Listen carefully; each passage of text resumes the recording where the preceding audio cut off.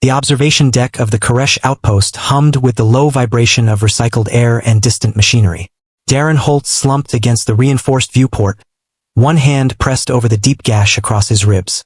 Blood seeped between his fingers, dark and warm, staining the gray fabric of his utility suit. His breathing was shallow, but his eyes stayed alert, scanning the corridor beyond the sealed door. He had been ambushed during a routine supply run to the lower decks. 3 Vrax mercenaries, efficient and lethal, had taken what they wanted, data chips containing human colony coordinates. Then they left him for dead. Arrogance, perhaps. A mistake, certainly. The door hissed open. Darren's hand moved instinctively toward his empty holster, but froze. For small figures slipped through the gap. No taller than his waist. Their silver-blue fur glinted under the overhead lights. Carish cubs. Juveniles. They shouldn't have been here. The largest stepped forward, golden eyes wide and unblinking. The others formed a semicircle around him, studying his injuries with unnerving precision. Medical bay, Darren managed, his voice rough. Go get. The smallest cub, fur tipped with white, moved closer. Its head tilted, studying the blood staining his suit. You are Darren Holt, human engineering specialist. He blinked. Carish cubs rarely spoke to humans. Their species was insular, keeping young protected, but here they were. And they knew him. That's right, he rasped. Listen, I need 3 verses. Another cub, darker around the eyes, interrupted. Deck 7. They carry weapons. Chemical projectiles. Darren's jaw tightened. They had seen it happen. They knew. The Carish had senses humanity barely understood. Heightened awareness, almost precognition.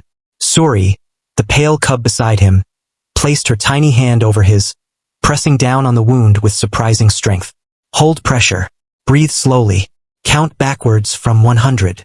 99, 98, 97, he whispered, feeling her eyes locked on him, unwavering. The darker cub applied something cold and stinging to the wound. Foam expanded into the gash, and within seconds the bleeding stopped. Advanced Carish Bowfoam, a restricted technology even the station's medical bay didn't possess.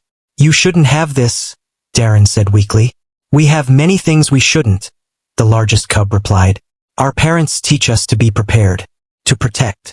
The other 2 returned, one carrying a communications device far too advanced for its age, the other a small but unmistakably lethal weapon. Suri stepped closer, voice barely a whisper meant only for him. Whoever did this doesn't know what we are. They observed you bleed. They believe you are weak, alone, finished. The cubs shed their appearance of helpless youth. Their movements became precise, calculated, deadly. The largest activated the weapon. A low hum filled the air. The darker cub extended claws, glinting in the dim light. Suri's eyes gleamed. Carish cubs are raised in the nursery for a reason, Darren Holt, she said softly. Not to protect us, to protect everyone else. The far door hissed open. Heavy footsteps echoed through the metal corridor. 3 Vrax mercenaries entered, expecting a corpse. Instead, they found 4 Carish cubs standing in perfect formation, golden eyes glowing in the darkness. Darren's vision blurred as consciousness slipped away. The last thing he heard was the Vrax leader's confused laugh, cut short by a terrible primal roar that shook the walls. In that moment, the galaxy remembered why the Carish were feared across 100 systems, and why humanity, clever as it was, had earned their loyalty and friendship. Please follow my channel for more videos. One click from you can change my life.